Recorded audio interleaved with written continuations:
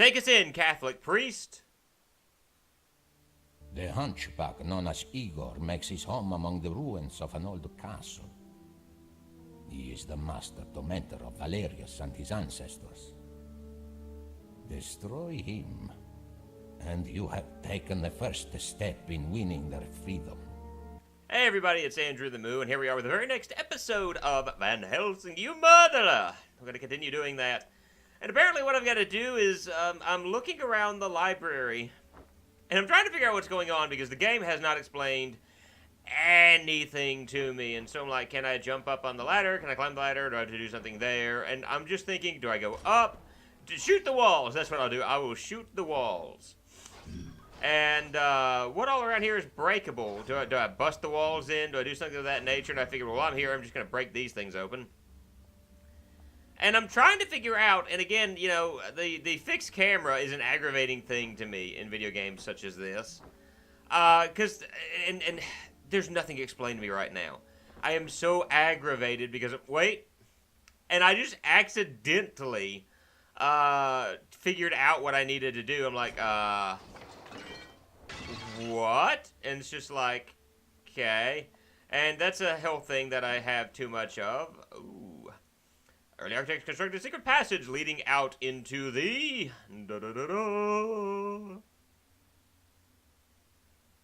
graveyard. Apparently it was hidden in the ruins. So, apparently somewhere in this room, maidens of Assyria village who were lost at sea one night when their passenger ship capsized. It said they didn't really die, and travelers have seen them haunting the rivers and streams of nearby Transylvania forest. Keep that in mind in just a moment as we see that again. So I'm like trying to figure this stuff out, and just all of a sudden it's like, oh hey, it's the bookshelf I need to, oh! Like, the worst enemy in the game that's almost killed me, the bookshelf. But from there, we are taken into an underground catacombs where I missed the boxes and stuff my first go around. And, just wandering through the catacombs. I hear enemies coming up. I shall shoot them using the little bang bang gun. Bang bang, bang bang bang, bang bang bang bang bang. So, yeah. You just kind of wander around real quick, find the enemies, shoot them. That's all you gotta do. And that seems to be the main thing in this game is, like, shoot everything. You don't have to do anything but shoot. If you shoot, you're doing it wrong. Hello! Health, which we didn't need at that moment. But, apparently I can't break this statue. I can break that statue, though. And I'm wondering if I can't break that statue for a specific reason. As I take a step back to get around these enemies. And you'll see that specific reason in a later episode, although I may absolutely forget to mention it whenever we get there. And that guy shouldn't have hit me. I should have dodged. But one of the things that you'll notice from this episode is that the dodging function is not a function that I use a whole lot at first. So you go through there, and just like, you know, there are these two guys, and I don't have to kill them, but I'm thinking, you know, I could get a few extra, the power glyphs. You know, that'll work out. That'd be nice. Come up here, and we have a new weapon. We have a new weapon. The crossbow. The crossbow. Yeah. Time for a new weapon. Now. Yeah, okay. So, I did not show this off. But, yeah, just there's the ghost there. He's going to float off. I'm not doing any cuts where you can't, you know, you can hear, or rather any cuts where, you don't know what's going on. Or rather, like, for cutscenes, unless there's audio. I am not cutting those things out. But anyway, I'm being attacked by, I think this is like one of the more aggravating, enemies in the game. These are owls. Everyone is fond of owls, but mice and shrews and Simon Cowles, or in this case, Van Helsing, you murderer. But one thing that I missed, I didn't point out, is if you go back into that little catacomb area, the entrance or the exit, depending on how you look at it, where the yes, what I cut out is I died a minute ago, then redid this. But if you go back to the little entrance or exit area, depending on how you want to put it, you can actually jump into the open sarcophagus, and there is a cheat glyph hidden in there. Also, if you notice on top of the crypt, the entranceway, exit, depending on how you do, you notice the fact you jump up there, Van Helsing, we have a life replenisher. So that's going to be extra helpful to us, and there's an ammunition replenisher. So it's like you're trying to figure out where do you go right now, and for some reason, the obvious answer is staring me in the face, and, just going through the graveyard, and I'm like, what do I need to do? What do I need to do? What do I need to do? And part of it is I'm also looking for my hat. Because as you can see, as I had to redo all of this because I died, the hat, what happened to the hat? Where did the hat go? I have lost the hat. And, you saw the open sarcophagus just a second ago. But, I'm becoming resigned to the fact that I have lost my hat. There glimmers within the statue. It seems a button or switch has been there, but the hole is far too slender to reach within. And I'm just like, derp. And I love the fact that every time you look at one of these things, it's just kind of like, da-da-da, it's an angel statue. Da-da-da, Joe Barber. He left behind a goodly wife, 2 sons, and an unborn babe. So what I'm going to do is I'm going to cut these out. These are probably like the developers who made the game. They just inserted their names onto these things. I'm going to cut back to when we are not looking at these graveyards. I'll see you in just a minute, okay?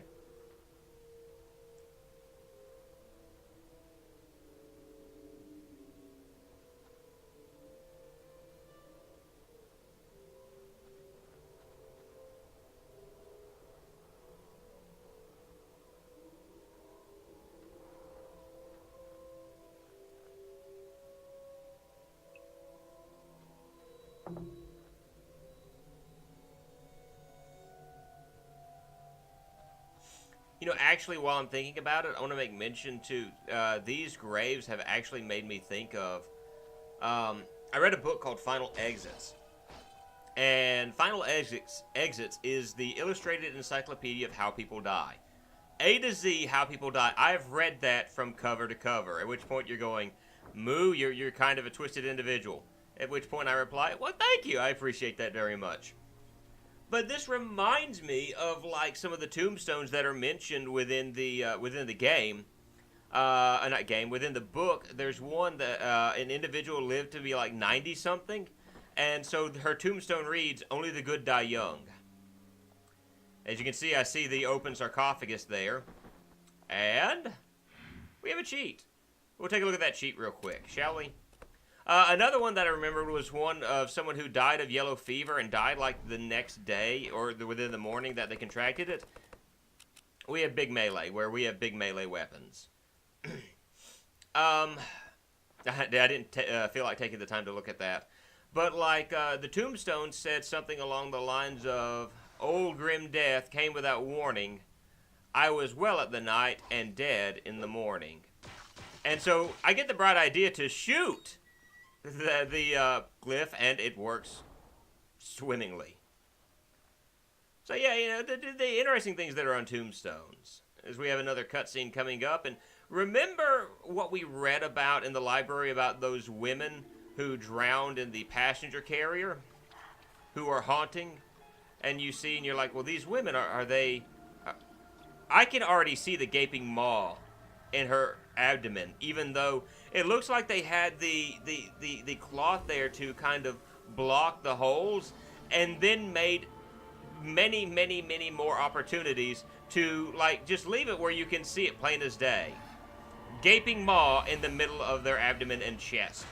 So these are those women that are spoken about in the library, those who died in the passenger carrier.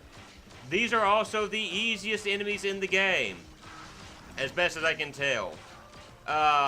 This right here, and I think this is one of the, I think you may see something similar to these later on in the game.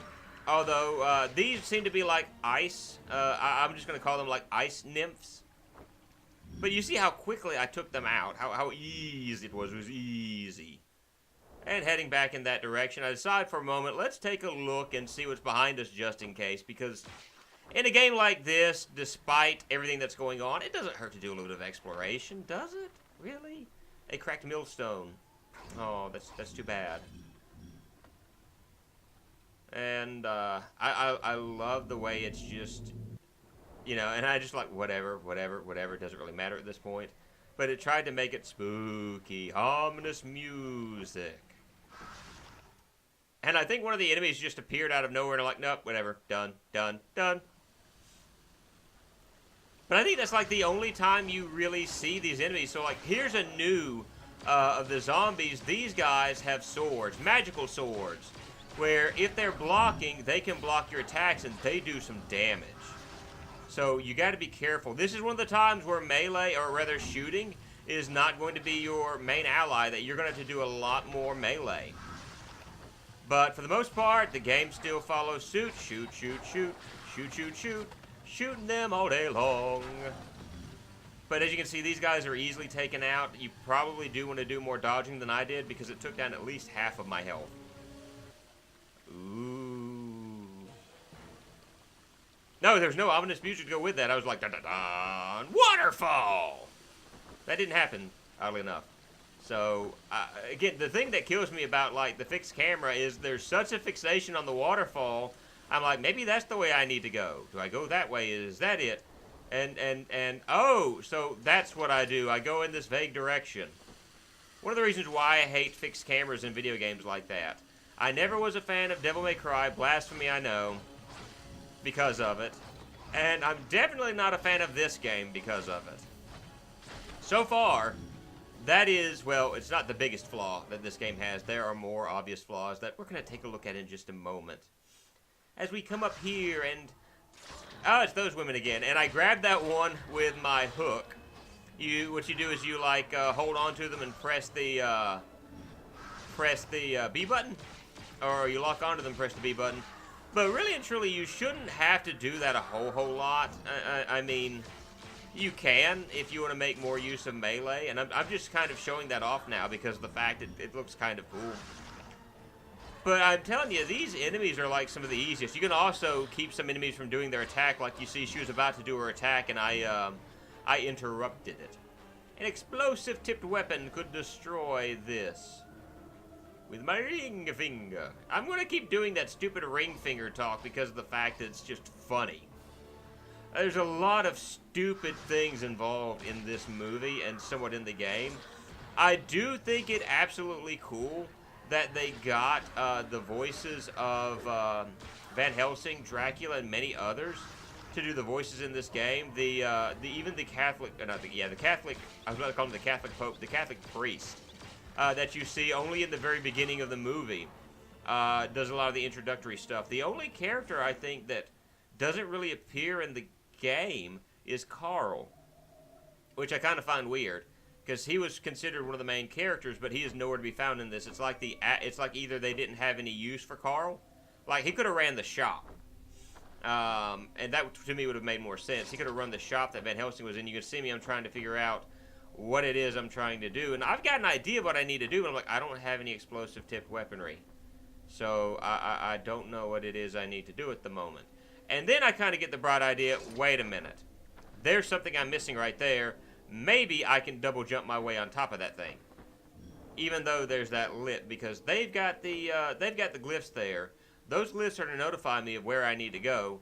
And so, but the double jump, it's not as flighty as, say, Drake of the 99 Dragons, which I've sadly going to have to fix. Cosmoronic has asked that I finish Drake of the 99 Dragons. There's Carl, probably. It's his, oh, he lost his head. I've got to finish that. It's the jumping, the controls. There are a lot of flaws that this game has, and part of it's the camera's fault. Because you start moving in one direction, you hold a button, and the camera changes on you all of a sudden. And then you're like, what happened? But Drake of the 99 Dragons is something I'm going to finish eventually, and it's gargoyles. I actually do a whole lot better job with the gargoyles than I did in the last episode, which I'm grateful of, to say the least. Knock these guys around a bit, and you see it's like, you're almost dead, Van Moosing, you murderer. Sorry, I won't do that again.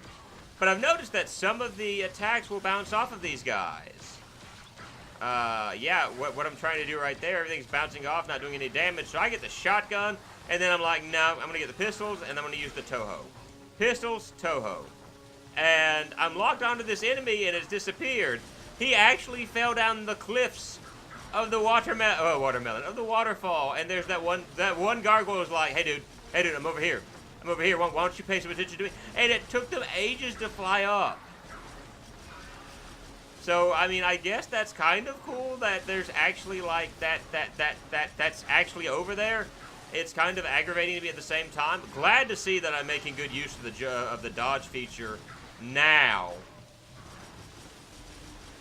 And there are a few other features that I don't use now that I'm going to be using sometime in the future. But, yeah. The thing is, though, like, if you're not shooting things in this game, you're wasting a lot of your time. Now, there are times where you can do some good with the Toho, but for the most part, the Toho is just, I don't know, to me it's kind of a useless weapon. We got a cutscene coming up, so I will see you guys in just a moment, so I can wax along on one other thing that's very terrible about this game. Or at least something that doesn't make sense to me, I'll say it like that. So Van Helsing, murder.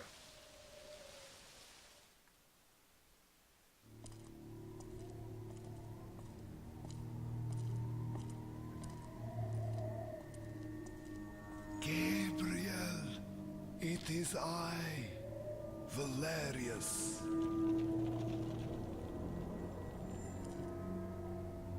Gabriel, you must let your... Be gone, ghostly swine! A torturer's work is never done. Well. If it isn't the murderer of the Master's bride, you've got quite the nerve showing your face around here. Look who's talking. The Master will be most pleased to have his revenge, but not before I have my fun.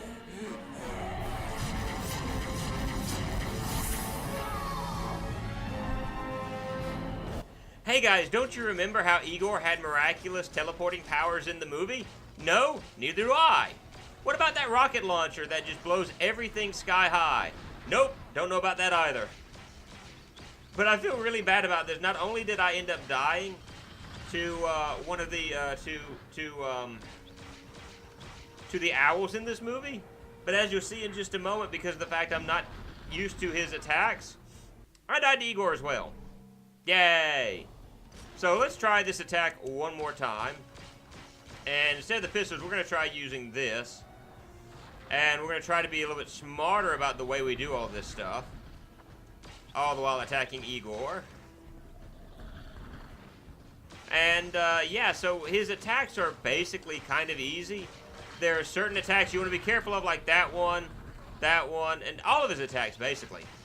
With that one, he's going to shoot out three spheres, not spears, which are easy enough to dodge once you know what you're doing, and at this point, I don't know what I'm doing. There's that little glass bottle that will break into other bottles, which break into other explosives, and he's going to teleport around the room like mad. But you should be able to, if you move to the side, you can dodge those spheres a whole lot easier than I am, and you should be able to do so all the while he's teleporting around the room. Stay away from that glass bottle as quickly as you can. Move away from it. That's going to be your best bet. But real talk, Igor has a cattle prod that has the ability to attack ghosts. He has a rocket launcher, the ability to teleport around the room, and all of these like explosives at his disposal. Where was this in the movie? I understand that they're trying to make this more of an interesting boss fight, but I'm going to tell you, like, even the way this is set up with him being high up and me being way down there, I got to say this is uninteresting. And even still, when you beat him, all he does is, like, he just kind of stands at the feet of Van Helsing, and then, boop, he disappears. And he just, like, with a baseball swing, knocked the ghost away. So, I mean, it's the cattle prod with ghost-breaking abilities and werewolf! So you can see what we're going to be doing in the next episode of Van Helsing. We're going to be chasing down a werewolf. But we're going to have to wait until then. I want to knock Igor in the face, and I really, really, really am at the point where I despise this game. But we're going to finish this because of the fact that I want to finish it for you guys. And then one day we'll do Drake of the 99 Dragons. Like, when I'm on my deathbed or something, it's like, I said I would finish what I started. 80 years old I've been doing Let's Plays. And now we're going to finish Drake of the 99 Dragons. Hey everybody, it's Andrew the Moo, and I'm about to have a heart attack. Drake of the 99 Dragons. I have no idea what I'm doing right now. I'm just rambling off the top of my head. Anyway, we'll see you then. Have a good one. Bye, guys.